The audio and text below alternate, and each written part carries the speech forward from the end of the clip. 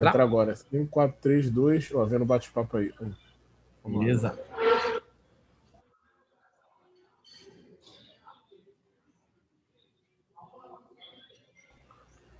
Boa noite a todos. Estamos aqui voltando com o programa Amigos de Odontologia de São José. Hoje nós temos o prazer de trazer aqui o nosso amigo, professor Rogério Romero. Rogério, além de excelente professor, é um amigo aqui já de longa data. Sou Rogério Gima Romero, é especialista em cirurgia e traumatologia bucomaxilo-facial, especialista mestre e doutor em implantodontia, doutor em biopatologia bucal, né, pós-doutor em engenharia de materiais, pós-doutor em periodontia. É o professor que eu conheço que coordena mais cursos de especialização na área de implantodontia, de harmonização e entre outros cursos. Então, assim, Rogério, hoje é um prazer te receber aqui no nosso encontro, a gente tendo o prazer de te receber nesse retorno do nosso encontro aqui.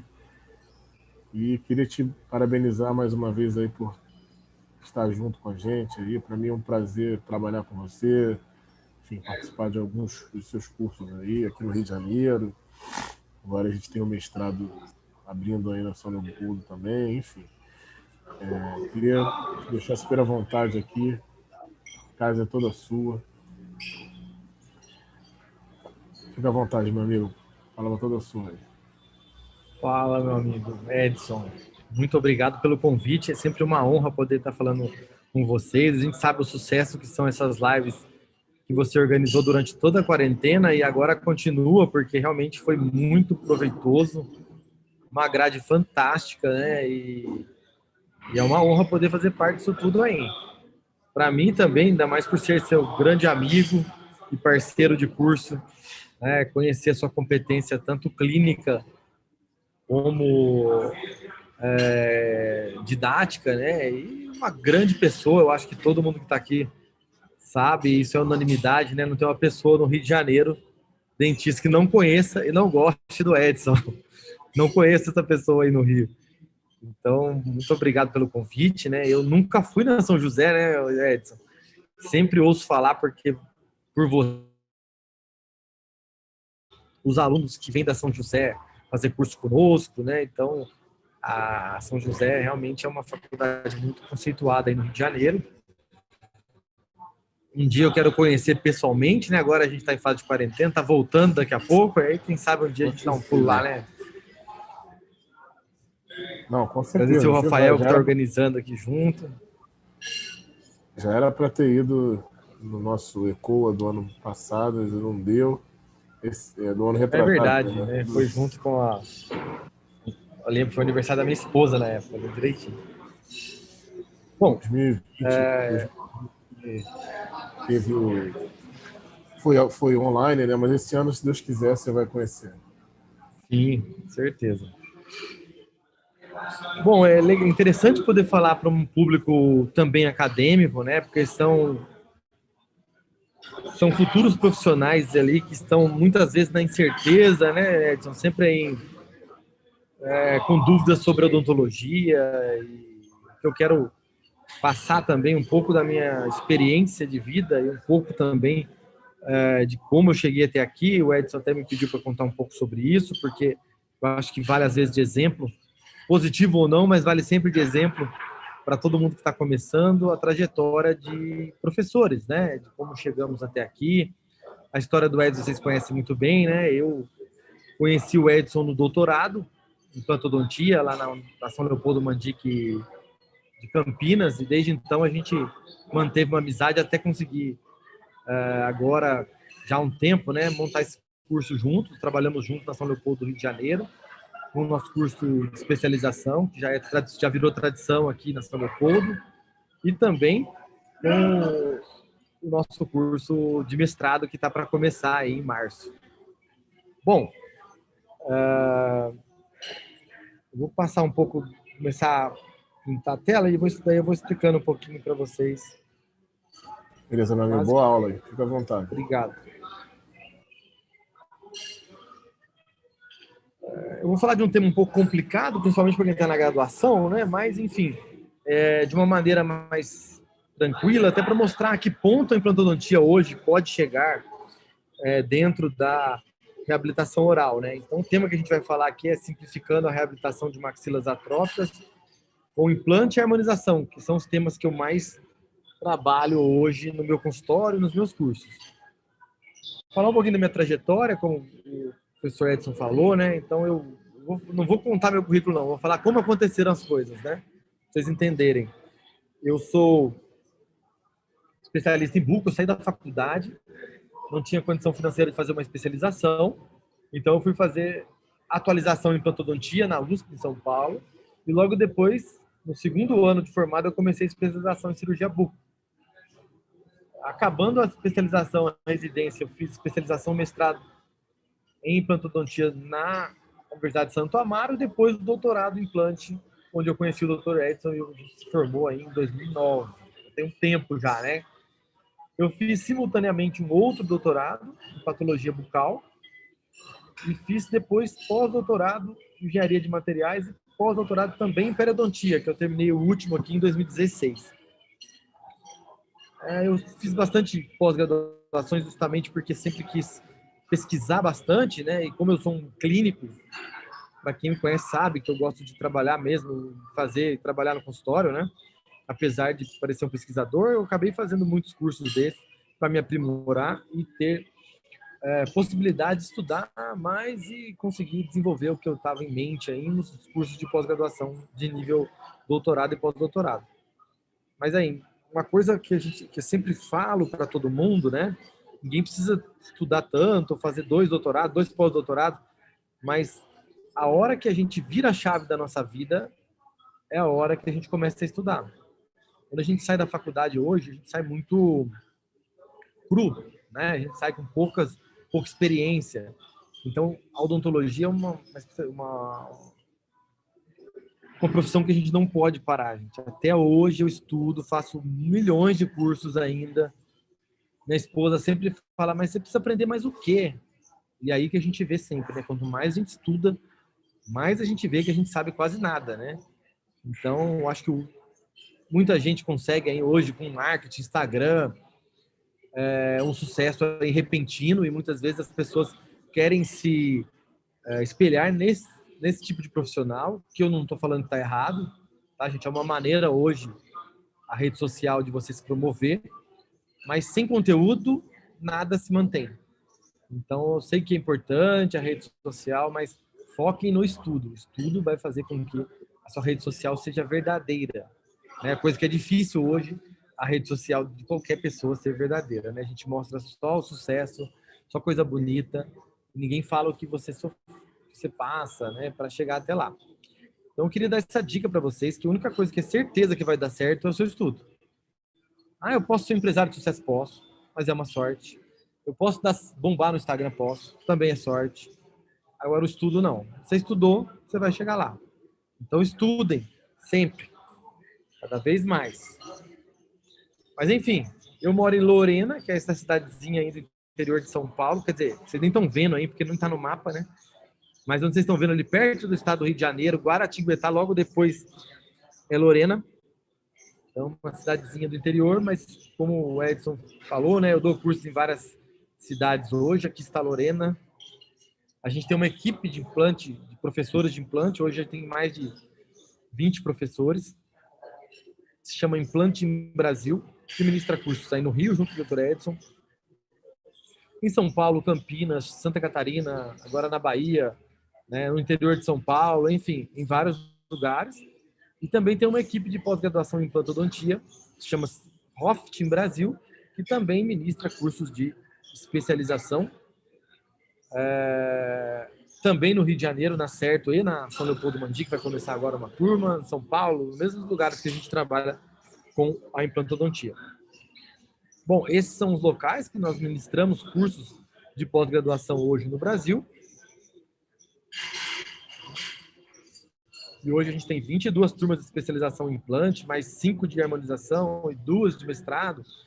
A gente tem uma equipe grande de professores, né, que estão, parte deles, grande parte está nessa foto aqui, que ministra curso com a gente aí em todo território nacional. Nós temos um livro, eu tenho dois, na verdade, né? Um que chama Implantodontia Baseada em Evidências, que é um livro bem básico para quem está começando a implantodontia. Então, os nossos alunos de especialização, né? Normalmente eles adquirem esse livro. Acabou a primeira edição. Hoje em dia a gente está esperando, aguardando aí a nova edição que deve sair em breve aí. Bom, falando agora do nosso tema, né?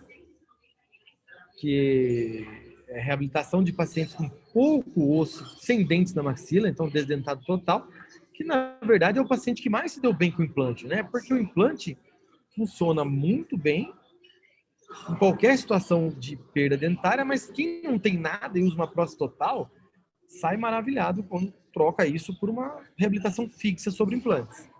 O problema, gente, é que existe uma diferença aí, né, entre reabilitar maxila e reabilitar mandíbula.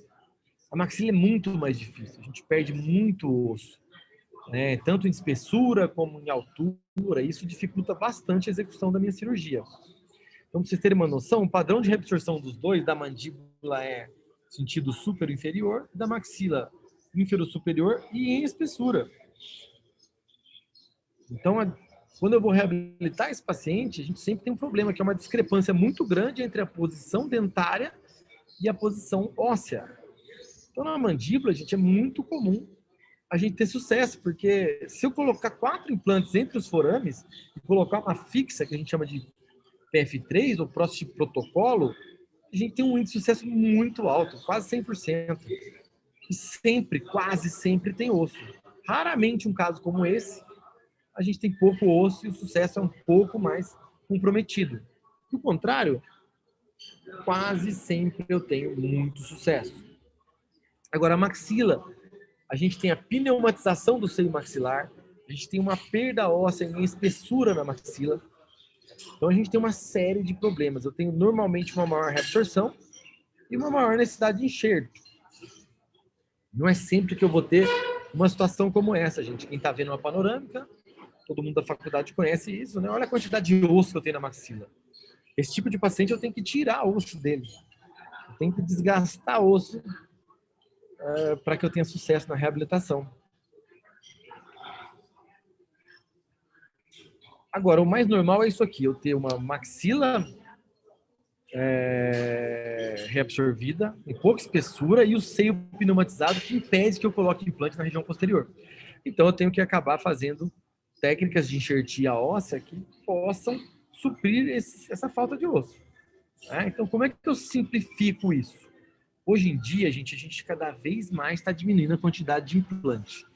Então, eu já cheguei a fazer reabilitações em maxila com 8, 10 implantes. O Edson, com certeza, que é mais velho que eu ainda, já colocou muito mais implante. Então, hoje a gente tem diminuído para 4, 5, 6 implantes. Hoje a gente consegue reabilitar uma maxila de maneira extremamente previsível, conforme esse artigo mostra, e vários outros, ó, desde 2010, colocando apenas 4 implantes. Então, hoje, com 4 implantes na maxila e 4 na mandíbula, eu consigo reabilitar toda a boca do meu paciente. A gente chama isso de on-for. Então, nesse trabalho, o que ele mostrou? Quando eu tenho uma força no cantilever, que é o final da prótese aqui, a pior região possível, 90% da força, quem recebe é o primeiro implante e 10% o segundo. Ou seja, 2 de cada lado são suficientes para reabilitar uma maxila. Desde que bem posicionados. Desde que o meu implante mais distal fique, no máximo, no segundo pré-molar. Se ficar no primeiro pré ou no canino, a extensão da área livre do cantilever é muito grande. Aí fica impossível eu reabilitar esse paciente. Eu vou perder esse implante. Então, 4 implantes, parando no segundo pré, sendo que o último dente da prótese é o primeiro molar, eu reabilito o paciente com facilidade e com muita segurança. Então, os implantes inclinados hoje vieram justamente para isso. Então, o paciente que tem aquele seio maxilar pneumatizado, ao invés de eu encher de osso e colocar o implante reto no segundo pré, se eu inclinar a cabeça dele, que a cabeça fique no segundo pré e o corpo inclinado no sentido do canino, eu não preciso botar osso. Então, a gente sabe que esse implante com redução do cantilever, ele recebe 70% menos carga do que reto lá no premolar ou no canino. E quando eu inclino, eu consigo aumentar uns 6,5 milímetros desse implante parapódio. Ou seja, ele estava no primeiro pré, ele cai no segundo pré. Então, isso faz com que o All-on-4, que é uma reabilitação que foi desenvolvida por um português, que chama Tudo Sobre 4, o implante inclinado, sendo que a cabeça do implante esteja no segundo premolar, e os dois implantes anteriores próximo ao lateral, eu consigo reabilitar uma maxila. Olha como simplificou. Eu cansei de levar o paciente para fazer enxertos, ossos grandes, porque os implantes tinham que ser colocados 8 implantes do segundo molar ao segundo molar, praticamente pulando alguns dentes.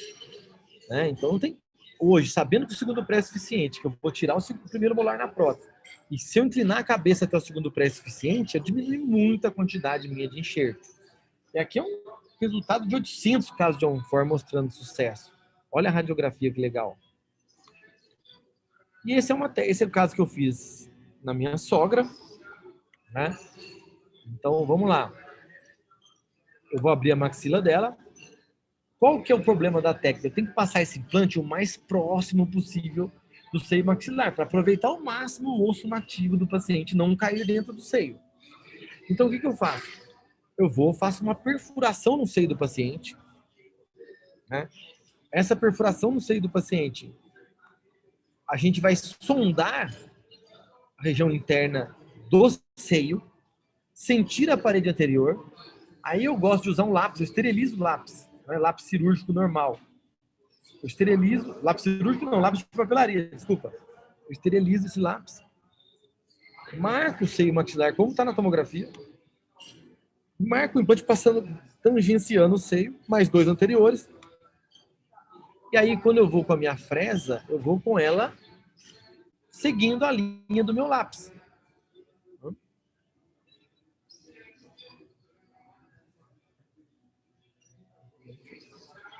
Fica fácil a gente entender hoje como esse lápis passa. O Denise, 2 na mandíbula fica inviável, tá? Isso normalmente é uma sobredentadura, uma prótese encaixada sobre o implante. Para fazer prótese fixa tem que ser pelo menos 4. Já tem um trabalho na mandíbula com 3, mas 2 para fixa é impossível, tá? E aí os 4 implantes instalados e pronto, eu reabilito o paciente. O problema é quando o seio maxilar, como nessa radiografia, está tão pneumatizado que se eu colocar um implante inclinado, mesmo ele inclinado dentro do osso, a cabeça dele fica mais ou menos no canino, no primeiro premolar. Aí fica inviável eu fazer um implante no canino e uma prótese até o primeiro molar. Fica, com certeza, vai ter problema no futuro, vai perder esse implante. Consequentemente, nessas situações, né, eu tinha que fazer o quê? Partir para uma reconstrução, essa é uma opção. Então, por muitos anos eu fiz isso aqui, ó. Enxerto de calota craniana, a gente vai para o hospital, centro cirúrgico, contrata um neurologista, um anestesista, ele vai lá e remove o osso da calota craniana do paciente.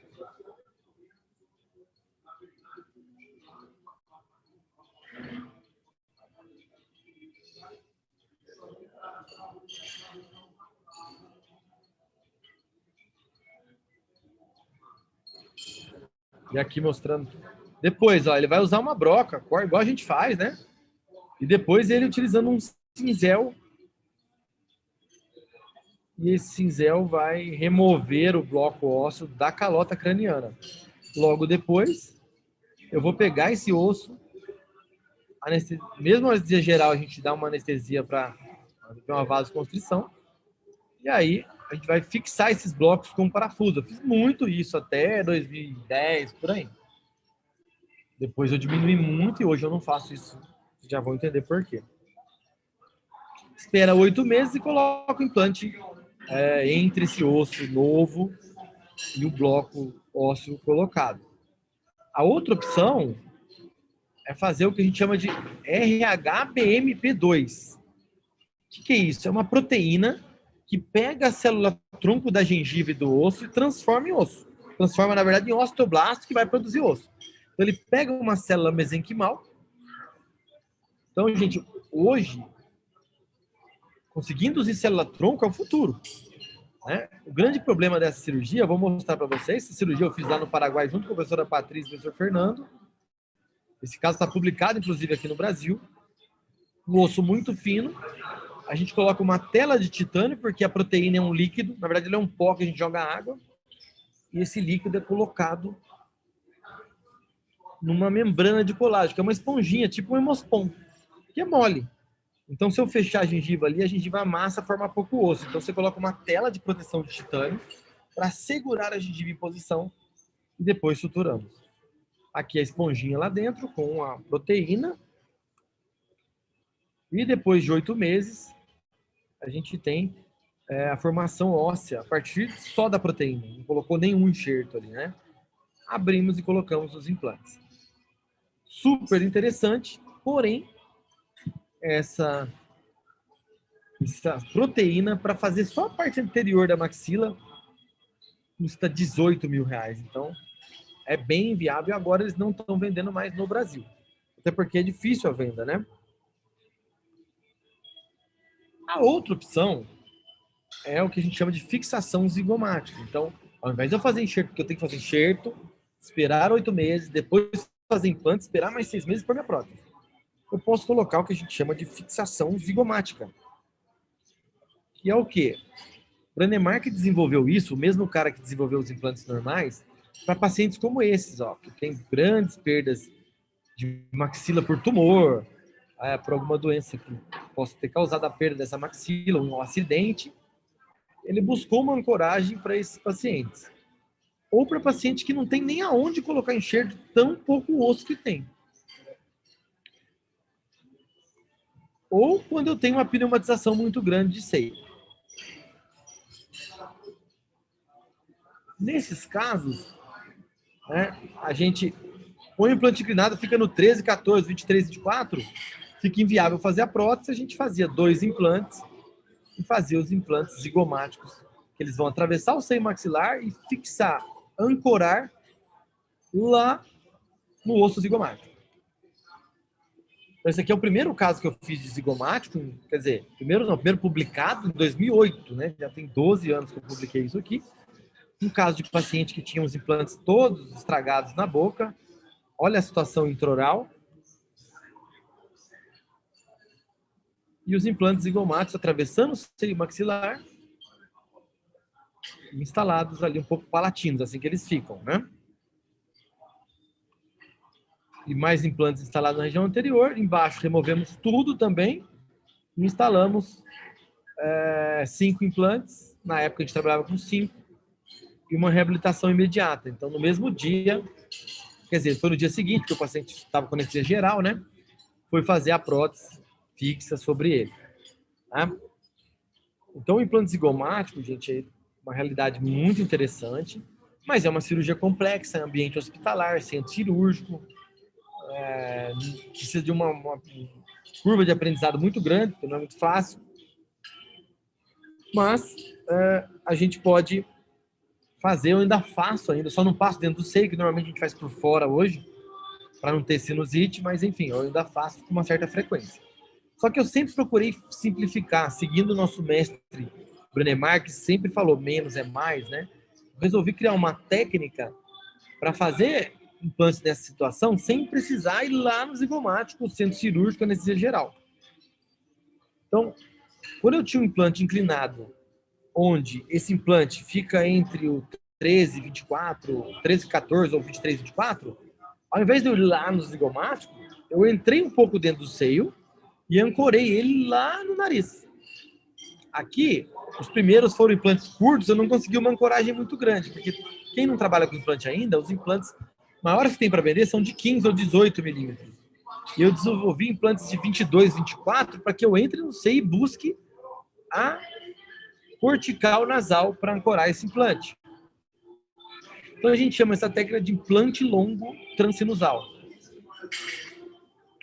Então, desde que eu tenha espaço entre o seio maxilar e a fossa nasal, eu vou entrar como implante. Esse caso foi o primeiro. A fotografia tá ruim, mas é o primeiro, a gente tem que pôr, né? E o implante atravessando o seio maxilar e ancorando lá na cavidade nasal. Então, o caso antes, que eu ia fazer zigomático, não fiz, e fiz o transsinusal.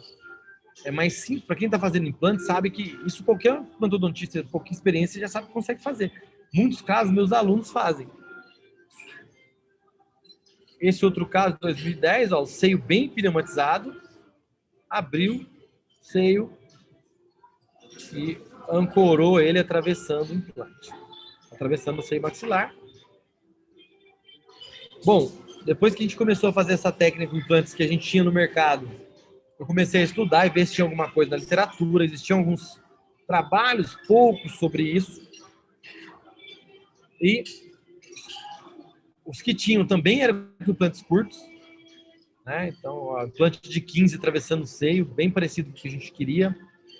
Os implantes longos, desenvolvidos pela Nobel, também eram feitos, mas não para passar dentro do seio, para fazer o convencional, aquela inclinação convencional.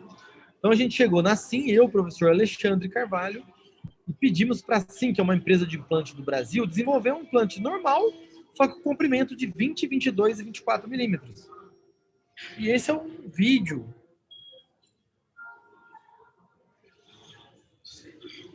de toda essa técnica do implante transsinusal que a gente desenvolveu.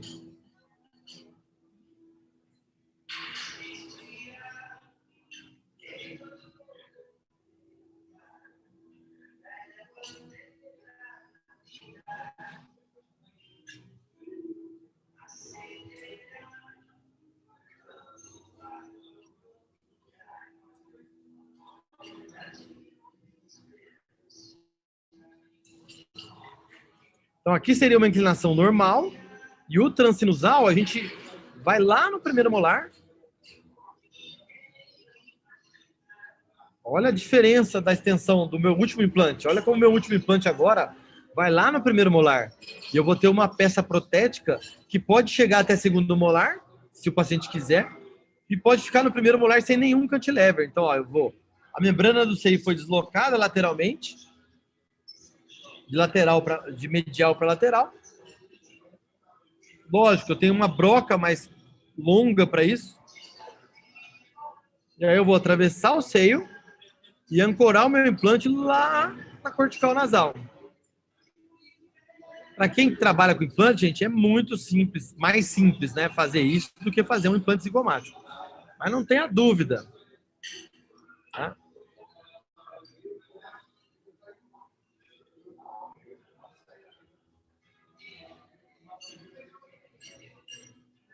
E olha ele aí, um implantão grandão de 20, esse aí foi um de 24 milímetros.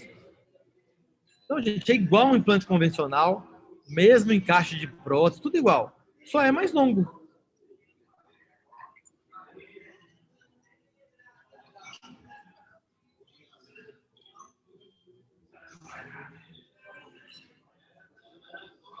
Aí eu vou preencher com osso esse meio do caminho, então o implante está preso lá em cima e preso aqui embaixo.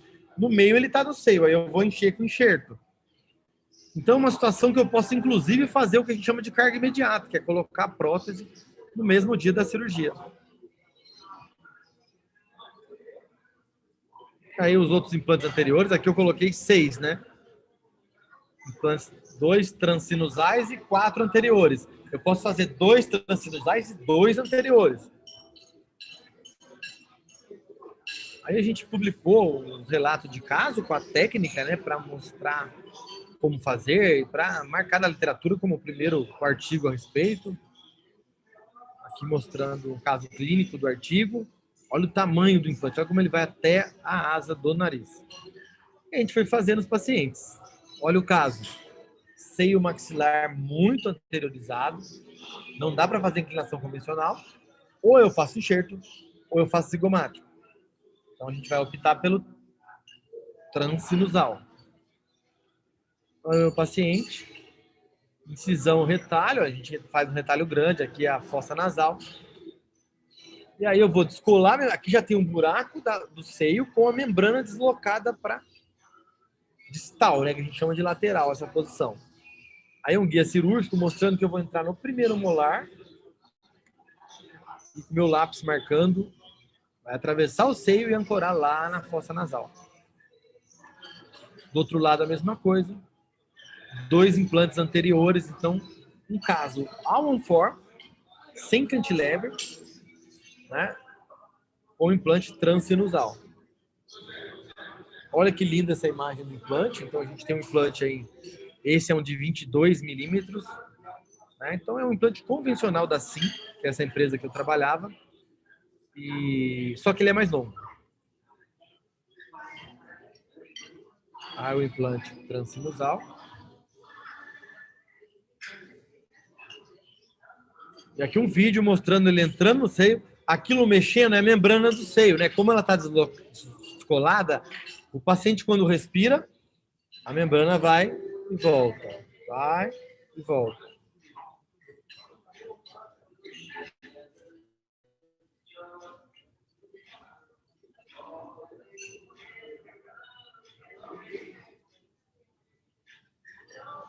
Aí o implante instalado dentro do seio maxilar, né?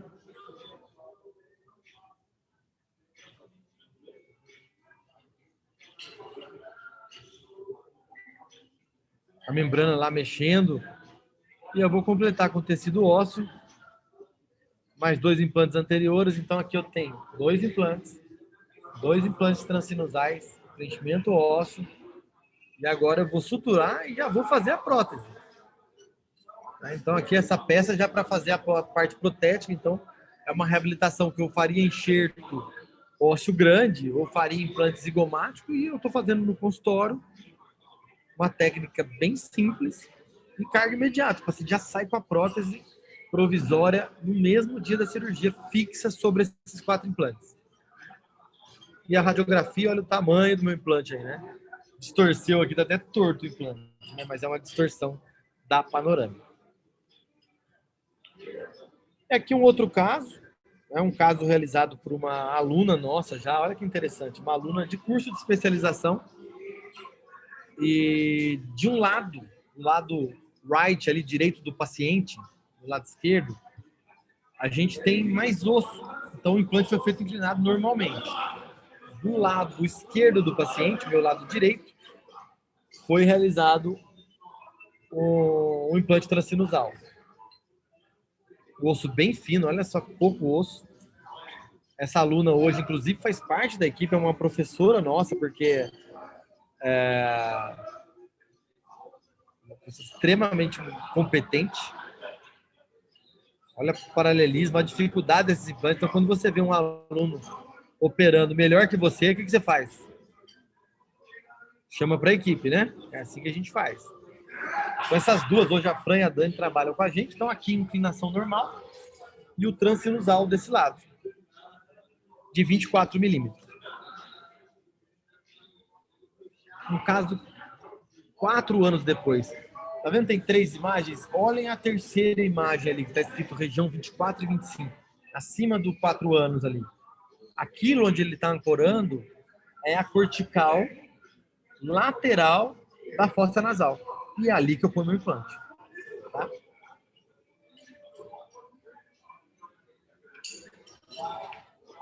Aqui um outro caso, muitas vezes eu tenho pouco osso entre o seio maxilar e a fossa nasal. E se eu entrar com o implante muito torto, a pontinha do implante quase não trava nesse osso.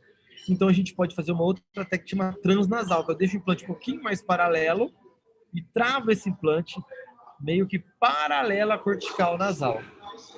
Então olha um caso também de uma maxila bem reabsorvida. E olha como ele não entra tão inclinado, ele entra mais reto porque ele está buscando esta lateral aqui. O outro ele buscava a ponta nessa lateral. Aqui ele vai travar do lado do nariz. Os dois lados. Os 4 implantes instalados. E olha como ele está mais paralelo, buscando esta cortical aqui. Então a gente chama esse de transnasal. Aqui é mais ou menos a mesma coisa, muda só a angulação. 5 anos depois, olha a imagem aqui embaixo, número 21. Ou região do 13. O implante paralelo à asa do nariz, né? Então você vê aquela imagem, parece uma concha ali, é a concha nasal inferior, corneto nasal inferior, osso do nariz logo do lado dele, esse implante ancorado no osso nasal. O transnasal é um pouquinho mais difícil, requer um pouco mais de experiência, mas é uma técnica que a gente usa bastante. E aí, gente, então o implante zigomático, estão perguntando para mim se o implante zigomático passa dentro do seio maxilar. O implante zigomático ele pode passar por dentro do seio ou não. Esse caso, que você qual que é o seu nome? Se quiser colocar aqui, a gente para eu poder falar com você, eu vou mostrar o caso zigomático que a gente volta aqui, tá?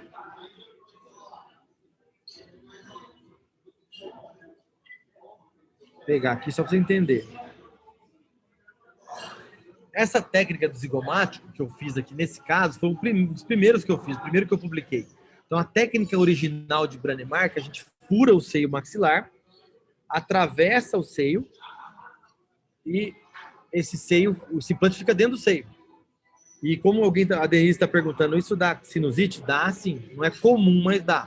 Então hoje a gente faz um pouco para fora, o implante fica beirando a mucosa, mas ele não passa mais dentro do seio. Tá? O transsinusal não tem problema porque eu descolei a membrana. O zigomático vai dentro do seio mesmo, fica jogado lá dentro.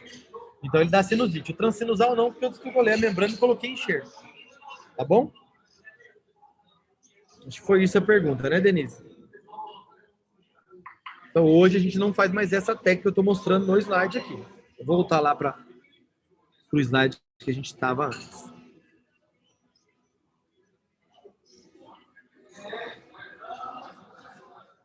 Bom, uma outra opção hoje, muito comum no mercado, o pessoal utiliza bastante, é a cirurgia guiada.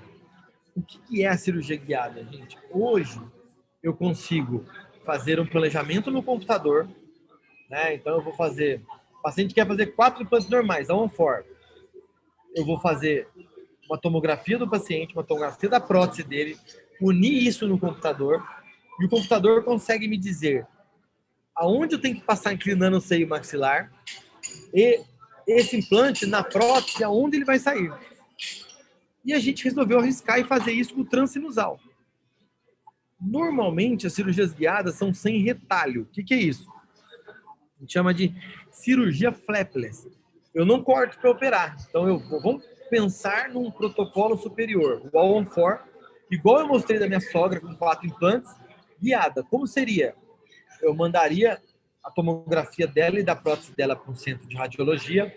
Aí no Rio a gente tem Smart Solution para fazer isso, né? Agora mudou o nome, eu não lembro agora o nome novo deles, que agora é o Diego Zimmermann, que assumiu toda essa parte de implante deles. Eu vou ter no computador a imagem da prótese e a imagem do osso.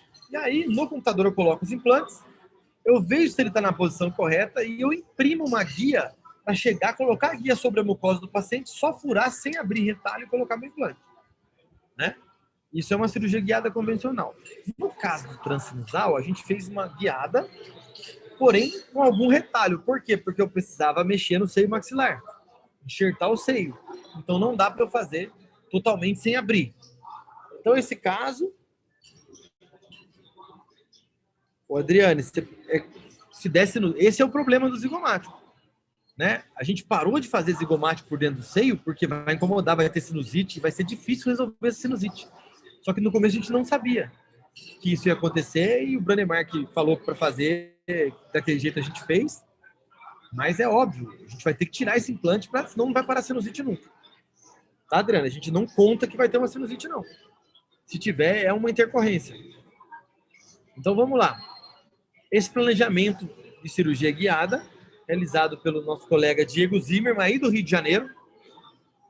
Então eu só fiz uma moldagem do paciente, só fiz um escaneamento da prótese do paciente e do osso dele e mandei para o Rio de Janeiro via e-mail, WeTransfer.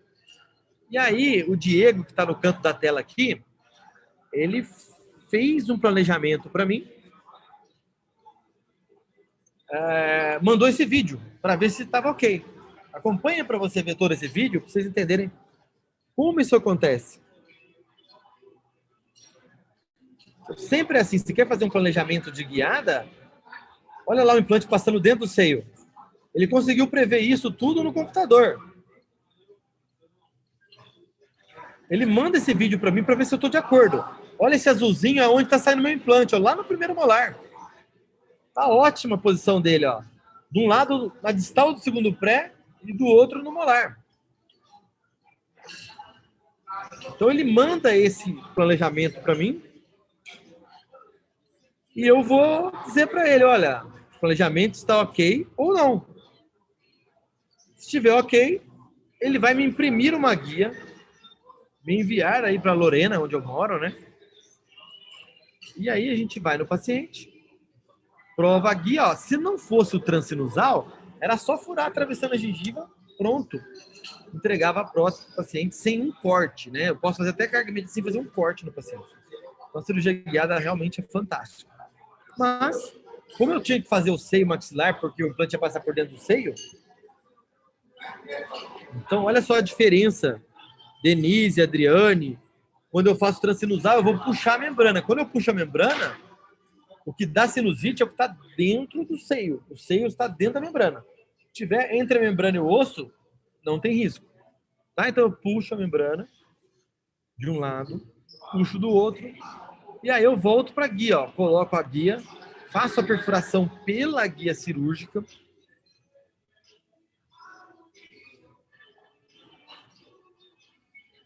E aí eu vou, nesse caso, a gente planejou um implante de 20 milímetros transinusal, que é o menor que a gente tem, né?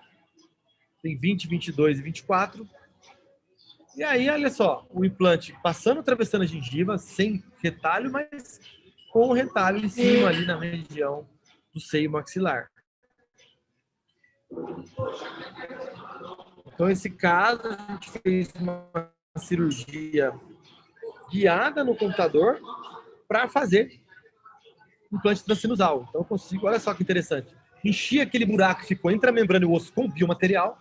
Então, a gente compra na Dental ou nas empresas de biomateriais esse ossinho em pó, que pode ser bovino sintético, pode ser misturado com o próprio osso do paciente, pode ser misturado com sangue, né? Aquele caso que você já deve ter ouvido falar sobre PRF. E aí, os meus implantes instalados sem abrir a gengiva.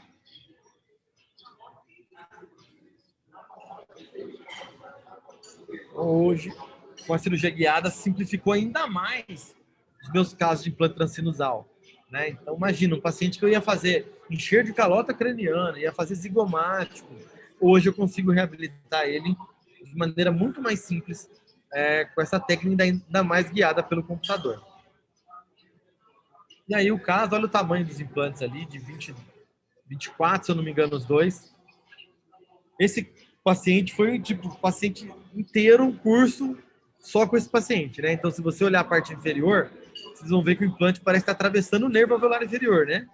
É uma técnica que chama lateralização do nervo alveolar inferior, onde eu vou fazer uma parede no osso com um aparelho de ultrassom cirúrgico, que chama-se piezocirurgia, removo isso, puxo o nervo alveolar inferior, ponho 2 implantes e volto o nervo alveolar inferior sobre esse implante. Outra pergunta aqui, é possível planejar a prótese definitivamente, previamente antes da cirurgia guiada? Então, ainda não dá para a gente planejar ela definitiva, mas ela provisória já é possível. É possível já imprimir uma prótese tipo protocolo para que eu faça uma pequena adaptação e encaixe nesses implantes logo após a cirurgia.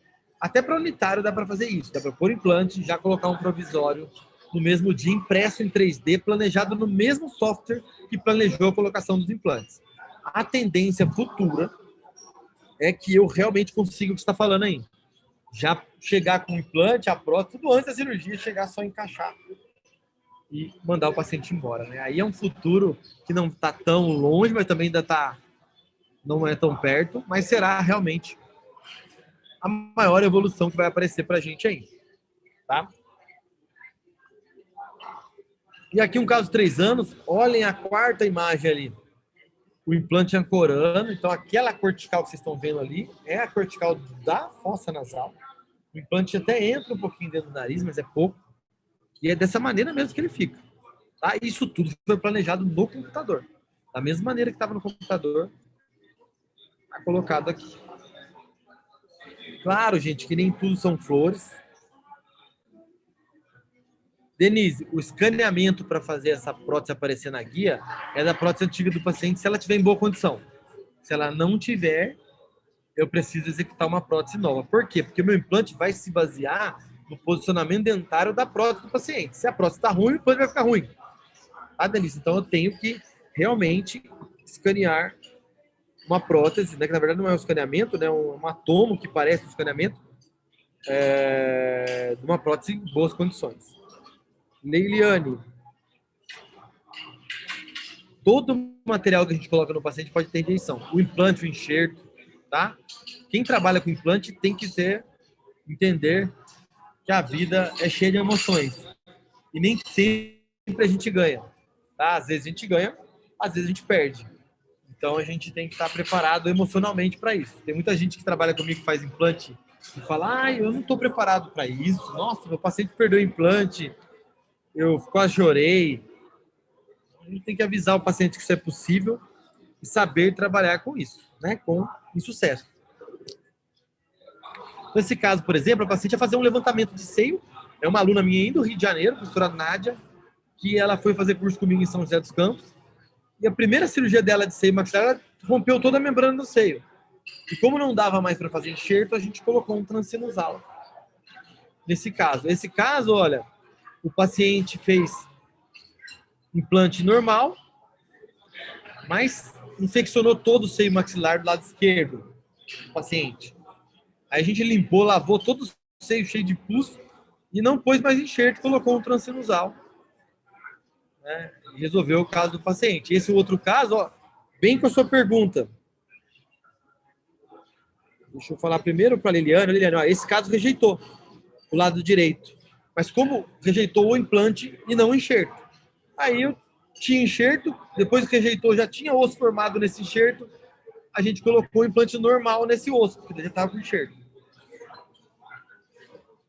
Caroline, qual o sintoma da rejeição? Caroline, implante ele não pode doer e não pode mexer. Então, quando a gente vai pôr a prótese no paciente, se ele estiver meio móvel, sinal que rejeitou. Se está doendo quando eu mexo, rejeitou. Aí você puxa e sai o implante inteiro. Aí tem que fazer de novo. Em relação à lateralização, a lateralização não é do seio maxilar, tá? É do nervo alveolar inferior. Quase sempre tem parestesia, mas ela retorna, tá? São pouquíssimos casos de parestesia permanente. Então, uma técnica que a gente tem que falar para o paciente essa possibilidade de intercorrência, né, para que ele não fique depois querendo processar. Então, tem um baita num termo de consentimento dizendo da possibilidade da gente ter uma parestesia que pode ser permanente. A gente já põe medo no paciente, é raríssimo isso acontecer. Comigo nunca aconteceu, mas temporariamente vai ter uma parestesia, tá? Ô, Áurea, o procedimento guiado não se compara o mínimo de trauma que você vai ter. Porque, não sei se já faz cirurgia na faculdade, ou se você já é formado, enfim. O que causa dor, edema e hematoma numa cirurgia é o descolamento do tecido mole. É o tempo que esse tecido fica descolado. Então, se você faz uma cirurgia sem descolar retalho, o paciente vai tomar dipirona só no pós-operatório no primeiro dia, se precisar. Então, o paciente fica maravilhado com o resultado, achando que você tem uma mão maravilhosa e realmente a cirurgia guiada é um conforto gigantesco para o paciente. Para a gente finalizar um pouco o que a gente veio falar aqui, lógico, depois a gente abre para mais perguntas. Um dos problemas de não se fazer enxerto é que o implante, gente, quando a gente tem uma PT, a prótese total ela vai até o fundo de saco, né? E projeta o lábio para cima.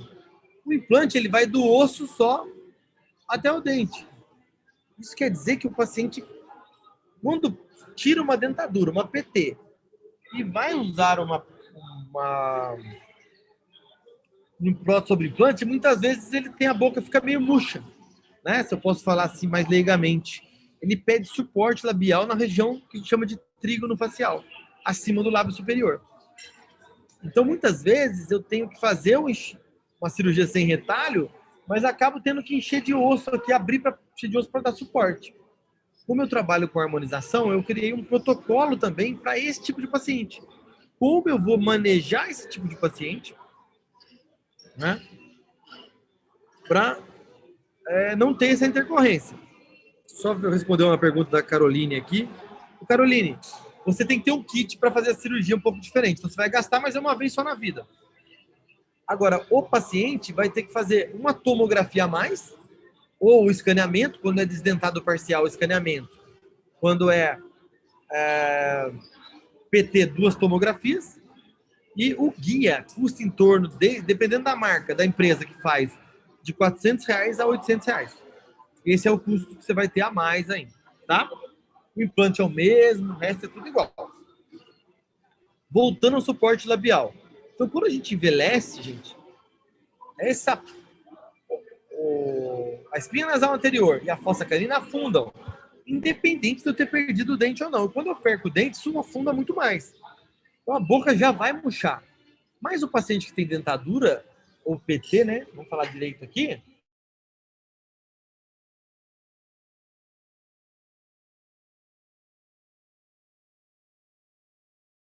Vai projetar esse lábio e vai...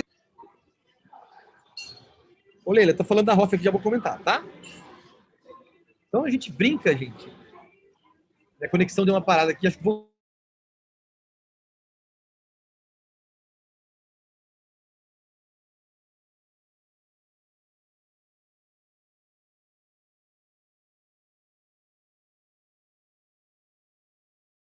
Voltou, né? Então essa perda óssea que afunde, aponta o quê? A gente tem essa região toda afundada.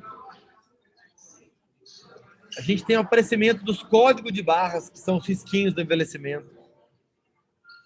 A gente tem a comissura bucal caindo, invertendo.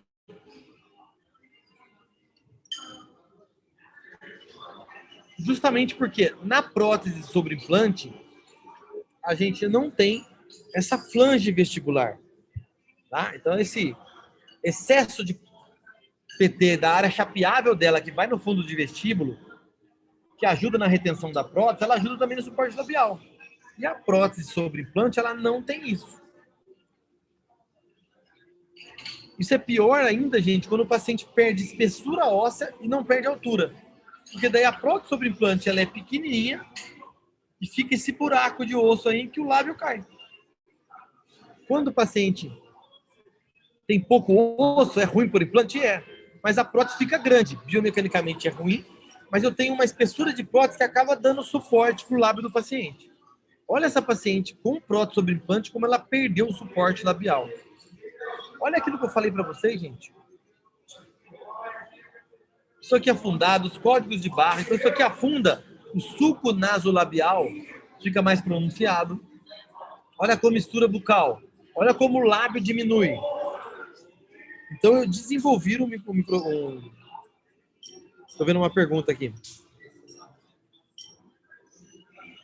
O Denise, em quase todos os casos é possível fazer guiada hoje, tá? Então, ela olha como a prótese é pequena, tem aquele buraco que cai no dente. Então, eu fiz um protocolo de harmonização, onde a gente vai pôr toxina botulínica, fio, PDO e preenchimento para reposicionar o lábio desse paciente. A ideia é tentar devolver para o lugar, reposicionar toda a estrutura facial desse paciente. Claro que eu não vou rejuvenescer o paciente desse jeito, mas vou mostrar os resultados para vocês. Então, a toxina a gente vai aplicar em platisma. Então, gente, da comissura para baixo, eu tenho músculos que puxam a comissura bucal e o seu rosto para baixo. Da comissura para cima, eu tenho os músculos que puxam a comissura bucal para cima. Isso quer dizer que, quando eu envelheço, tudo cai.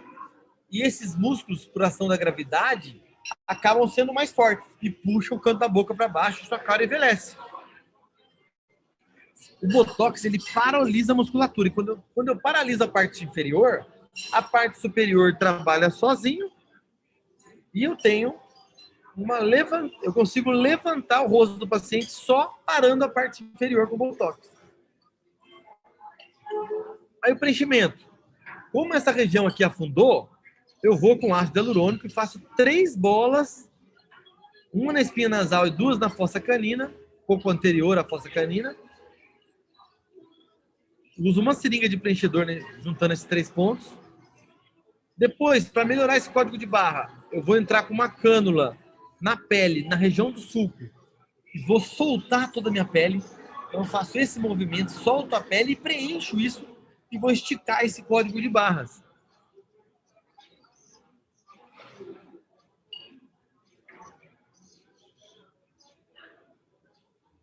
E aí, depois eu vou fazer o preenchimento labial do paciente. Eu vou achar ácido hialurônico no contorno, dar volume para esse lábio. Além disso, vou puxar o tecido que caiu aqui sobre o meu sulco com um fio de PTO. Então, esses fios, eles têm garras. Eu vou colocar esse fio no tecido, remover e vou puxar a pele do paciente, cortar esse fio aqui. A pele estica. Então, esse é o protocolo e olha o resultado, que fantástico. Antes da paciente, então ela fez o quê? Esse caso foi um caso de All-on-4, fez os implantes, fez toda a parte de harmonização, a prótese sobre o implante, depois fez a ROF. Aqui estava com implante e prótese. Olha a harmonização, a diferença que a gente proporciona no paciente. Com preenchimento labial, preenchimento da região do sulco, projetando essa região. Olha a lateral, gente. Olha como eu reprojetei o lábio da paciente.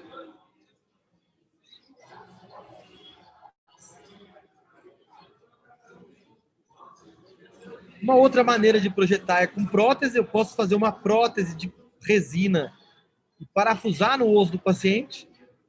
Só que é uma cirurgia mais traumática. Com ácido hialurônico, claro, vai passar? Vai. Mas eu vou fazendo pequenos retoques anuais e vou mantendo esse suporte todo aí. Mas é possível também parafusar uma placa de resina, feita também de maneira guiada pela tomografia do paciente, personalizada para aquele paciente, onde eu vou parafusar e devolver o suporte para esse paciente.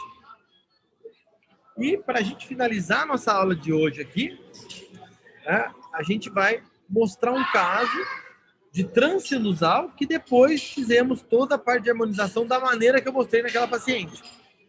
É uma paciente onde eu tenho uma pequena perda de suporte, não é tão grande como a primeira, mas o resultado é fantástico, né?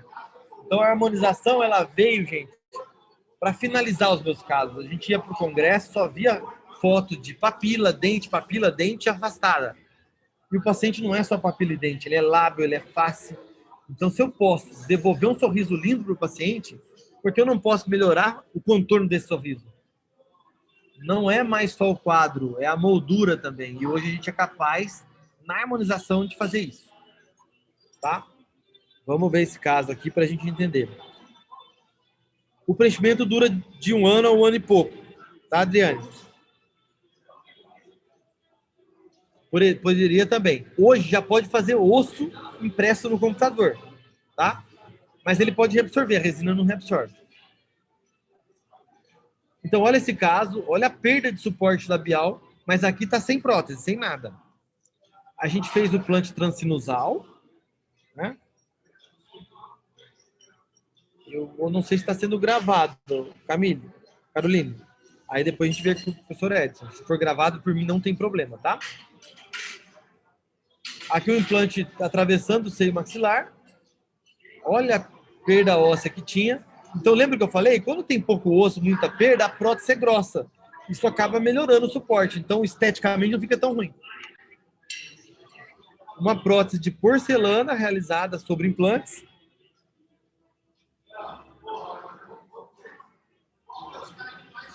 E aí, a nossa paciente com a prótese. Olha como é legal quando a gente faz a prótese espessa. É ruim, claro, biomecanicamente vai ter uma força maior sobre o dente, o implante, Mas esteticamente uma prótese grossa devolve mais lábio para o paciente. Mesmo assim, a gente fez o protocolo de harmonização para dar uma finalizada nisso tudo. Né?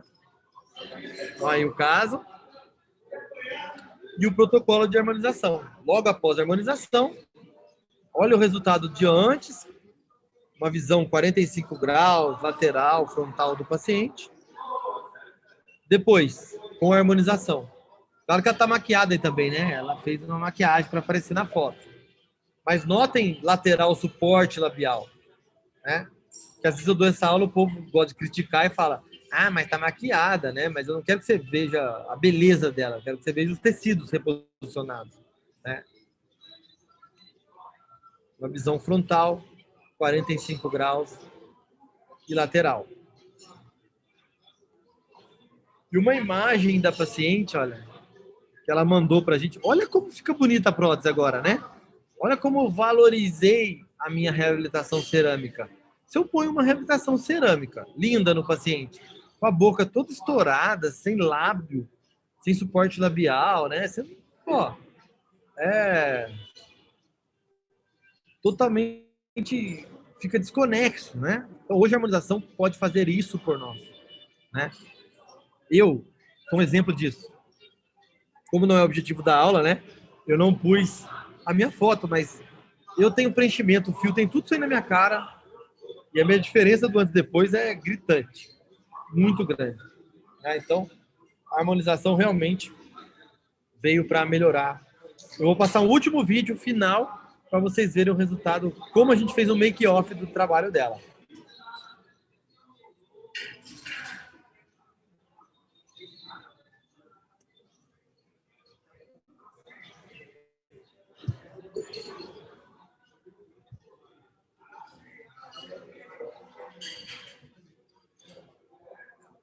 Esse procedimento dura mais ou menos 1 ano e pouco, mas você não faz tudo de novo.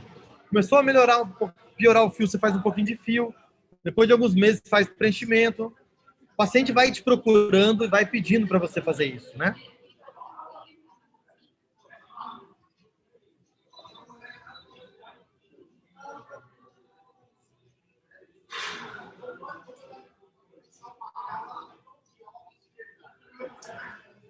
Não precisa fazer tudo num dia só. Essa paciente fez tudo num dia só, né?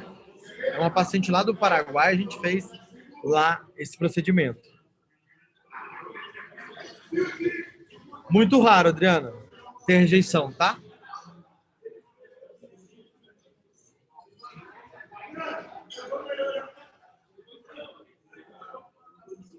Claro que não é um procedimento indolor, né? Muito procedimento ao mesmo dia. A gente brinca com o paciente, isso aí não é dor, é beleza entrando.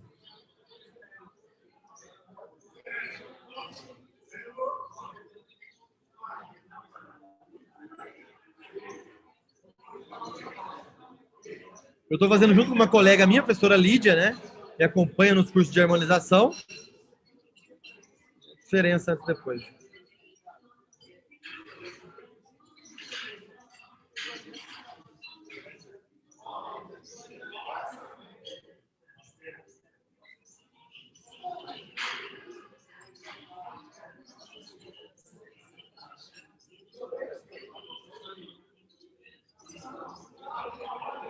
Pessoal, muito obrigado. Eu vou ficar aberto a perguntas aqui. Daqui a pouco eu vou passar a palavra para o professor Ed, dar os últimos recados, né?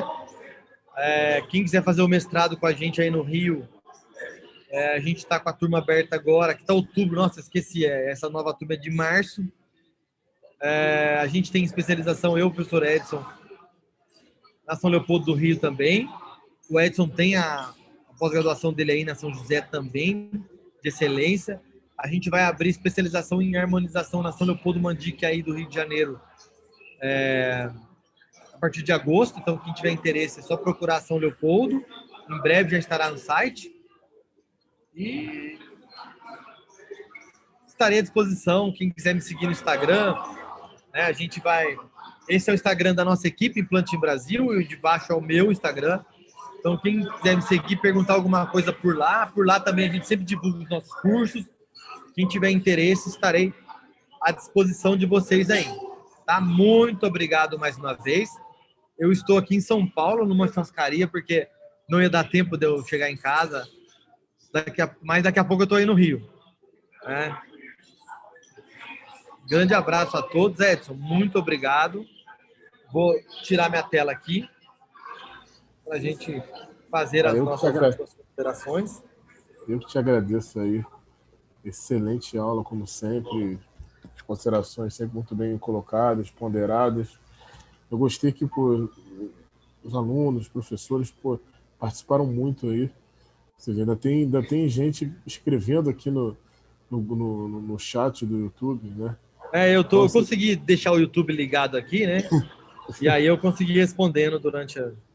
Isso mostra que, como a aula foi uma aula interessante, que as pessoas participam, se interessam, perguntam assim. Mais uma vez te agradeço. Quer falar mais alguma coisa? Tem mais uma pergunta? Só responder a Adriane aqui. Adriane, não, a gordura da bochecha ela é profunda, tá? A bola de bichar é profunda. Esse procedimento passa muito superficial. Pode continuar, só para responder a pergunta dela. E assim, eu vi que você já foi respondendo ao longo. A gente sempre acaba deixando pro final, mas, você já é tão dinâmico que você já foi vendo, já foi respondendo. Então, meu amigo, eu queria te agradecer mais uma vez aí por a gente estar junto aí nessa aí. Em nome da São José, do pró-reitor Armando Hayashi, na coordenação, eu agradeço aí a tua participação aqui no nosso retorno das nossas lives. Fico muito honrado aí pela tua presença, né? E também agradeço a participação de todos que estiveram com a gente aqui até agora, a interação que houve entre os alunos aqui, professor, que a gente quer, beneficiando cada vez mais, né, os nossos alunos que estão para se formar, recém-formados, enfim. Passando sempre uma história de sucesso, mas história de sucesso com consistência, né, de um professor que, como ele falou, foi atrás do seu objetivo estudando, né? Isso é o principal, sempre, e eu acho que é isso que vocês têm que seguir. Tem mais uma pergunta aqui da Cássia. O pós do procedimento com fio de PDO é doloroso, Rogério? Você já respondeu. Já respondi lá. Tô rápido aqui. Não é doloroso não, viu? Alguns reclamam um pouco, mas eu já fiz na minha cara várias vezes, não é dolorido não. Meu amigo, obrigado aí. Deixa você com a palavra final aí, tá? Gente, só agradecer mesmo, viu? Muito obrigado pelas perguntas, porque a gente gosta quando tem pergunta, né? Que é sinal que o pessoal tá realmente prestando atenção. E, cara, essas lives da São José são fantásticas e é algo que a gente ganhou da quarentena, né? Isso não vai acabar mais. A gente poder estar em vários lugares ao mesmo tempo. Ontem eu dei uma aula no Paraguai via Zoom também. Então, isso realmente... Se tem uma coisa boa da quarentena, né? Porque tem tanta coisa ruim, mas sempre a gente tem que tirar algo bom e a gente sempre reinventa-se. E isso é uma reinvenção nossa, né? Do professor. E o Edson é um dos caras que mais faz live hoje e consegue agregar isso muito bem. Obrigado mais uma vez, amigo. Só para lembrar aqui, o Carlos, que também é nosso aluno, Rogério, está presente aqui, colocou boa noite. Enfim, foi ex-aluno da São José. Meu amigo, obrigado aí. Bom retorno aqui para o Rio de Janeiro. Boa viagem na madrugada, como você gosta sempre.